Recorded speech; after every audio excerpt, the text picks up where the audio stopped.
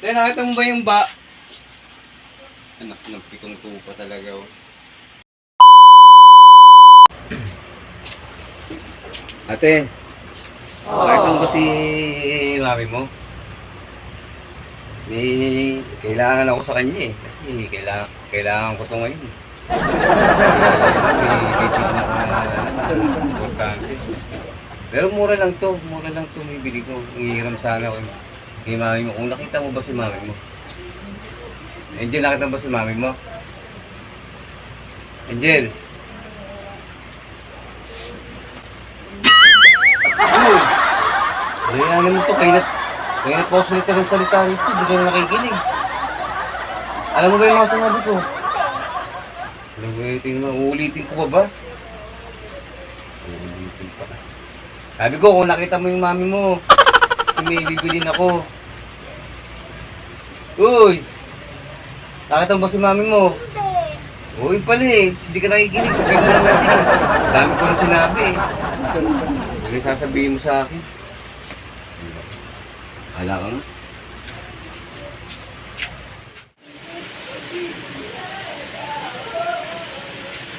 Saan yung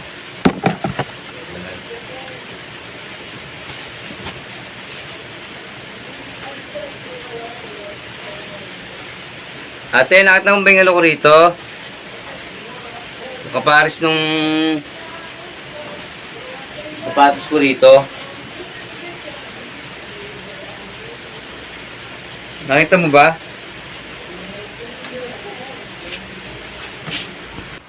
Nakita mo ba yung napatakti naman talaga, oh.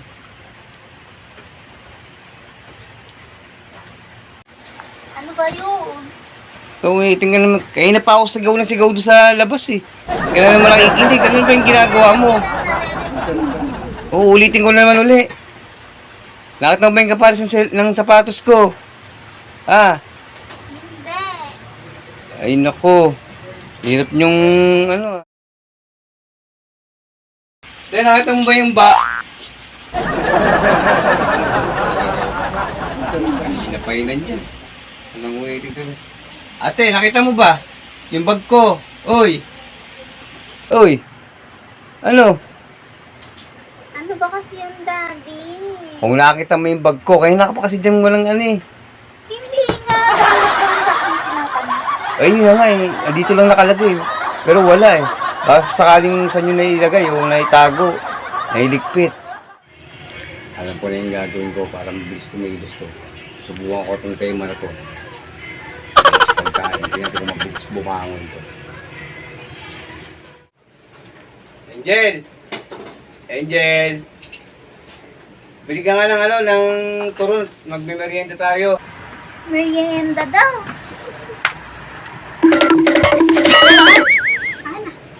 Wow! Ang bilis mo pag pagkain ha. Oh, Okay na. hindi ka halatang ano ha. Bumili. Hindi ka halatang walang hilig sa pagkain ha. Ako na bumili. Bilis. Bili ka agad ha. Oh, dalawa lang. Ang dami sinasabi, bibili na lang. Bilis ha. Parang nakakahiya pa yata sa'yo. Sige na. Talaga naman. Bilis. Pag sa pagkain talaga. Mga anak ko talaga. Hindi mapapahuli.